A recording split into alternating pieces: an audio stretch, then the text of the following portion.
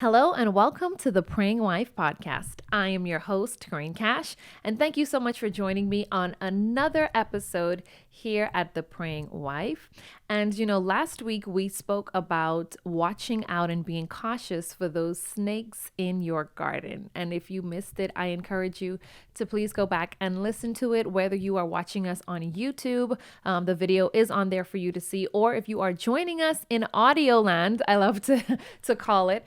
Feel free to go back and listen to Beware of the Snakes in Your Garden. And we really took a look at the fall of man and looking specifically at Adam and Eve.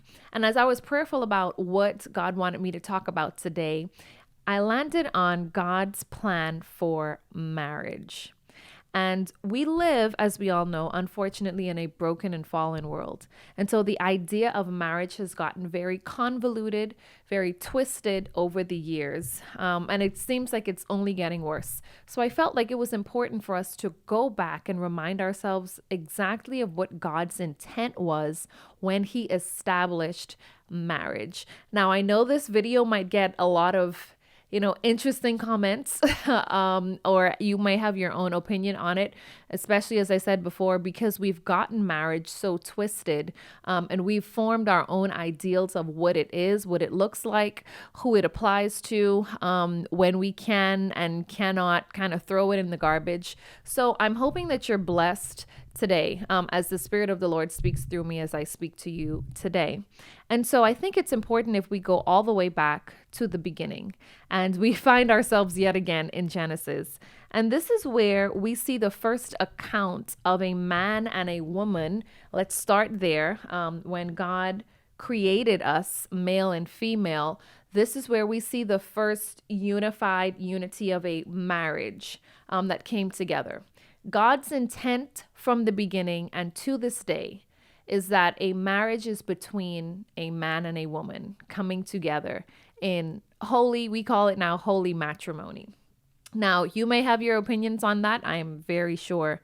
But if we are going and sticking to biblical facts, this is what God's original intention is. And it says in Genesis, and for this reason, the man will leave his father and mother and be joined to his wife. He will be joined to his wife, she. And this is Genesis 2 in verse 24. And then it says, and the two are united as one. So from here, we see that one of God's original intention for marriage is for the two of them to become one in unity. In our marriages, we should be unified. Now, it's very important to know that unity is not the same as agreeing on every single matter every single time. That's just not going to happen. Because in a marriage, you have two people that are coming together with our own experiences, sometimes with our own beliefs about certain things, how we should raise the kids, how we should handle our finances, all of that. We are coming together and joining as one. Unity is in that in our decisions, we will be united after we've had a discussion and we've come to a compromise. We will move forward in unity as one under an agreement. And so God's intention was always for us to be unified as a married couple. Another thing we see when God even first created male and female, he blessed us all. We were created to be blessed, to be fruitful, to multiply. And right here, I really feel the need to display what the enemy's agenda is when we see same-sex marriages that are coming up. That's actually not even coming up. They've been a part of society all the way back from Sodom and Gomorrah. But when you have a situation where there is the same sex, unless you're doing adoption or something to that degree, not where it's a natural thing between the two of you, there is no multiplication. God's original intent for us when we got together was to continue to multiply. The enemy's agenda is for human, not even population control, but the annihilation of the human species, period, in every sort of way that he possibly can. One of those ways, and we see this why our marriages are being attacked every single day, is to disrupt and confuse God's original intention for us to continue to multiply here on the earth. And so always keep that in mind. We have to always remember that there's always an agenda. We say sometimes, oh, maybe they have an agenda. With all things, there is always an agenda. There's either an agenda for the kingdom of God or there's an agenda for the kingdom of darkness. But be not fooled. There is an assignment and an agenda that is pushing forward. And if we as Christians are not wise, if we do not open up our eyes and see these things, then we will be caught in the same confusion that the enemy wants us to have. So God's original intention was for us to be unified together, male and female, in this bond of what we call marriage. And we see that when women, that's us, we originally came on the scene because God had created Adam and he realized that he needed help. Can I get an amen, sisters? Like, our husbands still need help, okay? He needed help. There's a certain level of intuition and helpfulness that we as females that we possess that our husbands need from us. And so God looked at all of the animals and everything he made, and it says that there was no suitable helper found for Adam. And so God caused Adam to go into a deep sleep and pulled out of his ribs, and he created us. And then Adam said, yes, this is bone of my bone and flesh of my flesh. So women, even as wives, we have to remember we were created very first. The first reason that we were created was to be a helper to the man, a helpmeet to Adam. And so we have to remember our first calling, even as we are in a marriage, is to be a support for our husband, to help him in areas where he is weak. Now, I know I've heard so many, how do I call it? Feminists, I can do everything. We don't need a man and all of this stuff. I'm not here to debate that on this video. I'm just speaking to us as wives, praying wives, Bible-believing Christian wives, that our intent when God created us, his intent was for us to be a suitable helper for the man. And God created this institution, this marriage together to really be a reflection of Christ and his church and showing the same love and the unity that's there. And I think it's also important that I point this one fact out, that there's a difference between marriage and a wedding. And I think we, in our culture, we get so excited about the wedding, right? There's all this plans, and sometimes we plan a year or 2 years out and making sure this is good and making sure that is good, and we have the wedding. But we must not forget the most important part is you are getting married. And so I know that there is pressure on a lot of women, a lot of families these days to make sure I have the most grand wedding possible. Now, please don't get me wrong.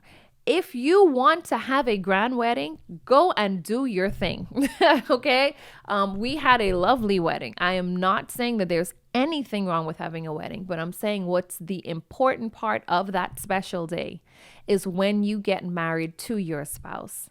And so if you happen to have been one that had to elope, if you found yourself in a justice of the peace office, if you guys did it in a Vegas mall, whatever it is, the most important part is that you got married and you made that commitment to your spouse. So I want to make sure that I address that because I feel that there is such a pressure on females, on males, more so our females, to feel like if you didn't have a big wedding, like your marriage isn't solidified or, it's not really real. And so I want to make sure that we break that thinking even now, and knowing that whether you eloped, whether you had 5,000 people at your wedding or 5, the most important thing is that you made that commitment and that covenant with your husband, and that's all that matters. So now when we start differentiating between different things, another thing I think that's important that we sometimes get lost on is the difference between feelings and commitment. Marriage and love is not about feelings because our feelings change. My feelings, I know, changes countless amounts of times in a day. So, I can watch something and I can feel sad. And 2 minutes later, if it's a very good movie, I could be very happy. Sometimes we feel, overwhelmed, but these are feelings come and go. They literally come and they go, and you can feel multiple ways in a day. So it's very important that you never, ever, ever, ever, ever base your commitment to your spouse on your feelings. Because if you're saying, I don't feel like I love you today, and you're just like, you know what? I want to get a divorce because I don't feel like I love you. Then you've missed the point of marriage, because marriage isn't about making you feel good every single day or most of the time. It's not about that. It's your commitment to your spouse. It's your commitment to come together in a unified relationship for a common purpose. And so we have to always make sure that we are not taken aback and that we're not falling prey to the enemy's lies that makes us feel like love is the Hollywood entertainment love that we see on TV, where the girl falls for Prince Charming and they live happily ever after. That's just not reality. You can speak to any person that's been married for any length of time, and I guarantee you they can tell you that it is not all roses and cupcakes. Okay, marriage is hard work.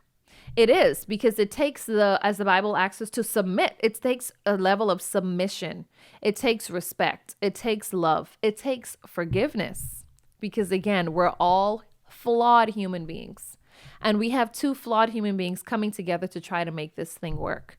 And so you have to be committed above all things. One thing that I know that my husband and we talked about from the very beginning is that divorce is not an option. It's not. Now, I have to be honest with you. We came to a point in our marriage where we kind of slipped it on the table, but we did not follow through with that at all. It didn't get very far, because from the get-go, we were solidified in the fact that whatever happens in our marriage, we are going to work through it. Divorce is not an option. We're going to have to come to an agreement, a compromise, or something where we meet together and be unified with our decision moving forward. Another intent of marriage was mutual submission and love. Now, I know sometimes when we hear that word submit, we kind of get, a little bit crazy, right? Everyone has their own feelings towards that word, to submit. But if we really take a look at it, submission comes down to humility. It's when you humble yourself under someone else's authority. If we even look through the Bible, the word submit appears time and time again when it talks about authority and rulership and even being underneath the governing rules. It says for the young ones to submit to the older ones. So it's not this invasive or bearing submission, like, our husbands are fully in control, and it's not that kind of scene. And if you have that in your mind, I would really urge for you to kind of wipe that clean and do a research on submission. But it's really saying that we should respect our husbands, and our husbands are called to love us. See, men desire and need respect. We desire and need love. And so God is very smart, and he understands the way that he has designed us. And he knows for a woman, we need to feel cared for. We need to feel the embrace of our spouse to know that we're protected. We'll take care of everything else. And, there are a lot of us that are kind of hard-headed. And because we have that intuition, it's like we feel like we just know what's best. And though most times that is true, we are still called to submit under the authority of our spouses. But of course, like I said, this doesn't leave our spouses off the hook where we shouldn't be respected. We feel respect through love. And so there are certain things, and I always tell people this when they think about the commandments as a whole, like, going through all of the 10 commandments. And then we look when Jesus came on the scene and he said, all of that can be wrapped into one thing: love. Love your neighbor as yourself, and love the Lord your God with all your heart, mind, soul, and strength. Because if you truly loved, and this is the same love that our husbands are called for us to do, is if you truly loved, then you wouldn't cheat. Then you wouldn't lie. You wouldn't steal. You wouldn't envy. You wouldn't do all of these things, because you have perfected that love. It's the love, and that is the love that our husbands have been called to show us as we show them respect. So in the marriage, God's intent was for us, man and woman, to come together as one, to have that unified sacred bond where it's us against the world, and not really against the world, right? But to have that love, that unbreakable bond where we can come together and move on the same pace and walk together as we agree as one. Another intent for marriage is for there to be faithfulness and a commitment to one another. We find in Hebrews 13:4, it says, give honor to marriage and remain faithful to one another in marriage. God will surely judge people who are immoral and those who commit adultery. And so there's a call for us in our marriages to be faithful to each other. Let every man have his own wife, and every wife have her own husband. We are called to be faithful and to walk into unity together, because we understand that when we introduce sex, which is that thing that binds the marriage, and the entire topic of, us withholding sex from our husbands, which sometimes we tend to do, we can get into that because that falls under manipulation and that is not of God. But marriages are meant to be pure and holy and with fidelity to remain within the home. The Bible talks about not giving the enemy a foothold anywhere in your lives. And so even within our marriages, we have to make sure that we are keeping ourselves pure. We're keeping ourselves clean and true and righteous before God. And as society has shifted, we've seen, back in the day, we'll say in our parents' days or in our grandparents' days, where the man was the one to go out and he was the one to work, and the woman would be at home and she's cooking and cleaning and making sure that he has dinner ready.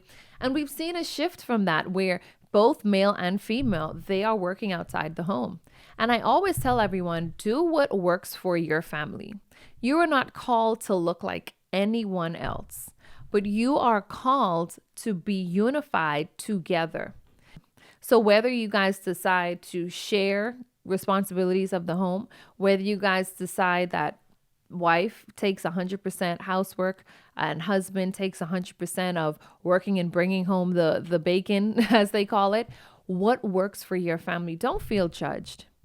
Don't ever feel judged with a decision that you as a husband and wife have come together and made, because it's between you two. You have become one flesh, and that's what it's about.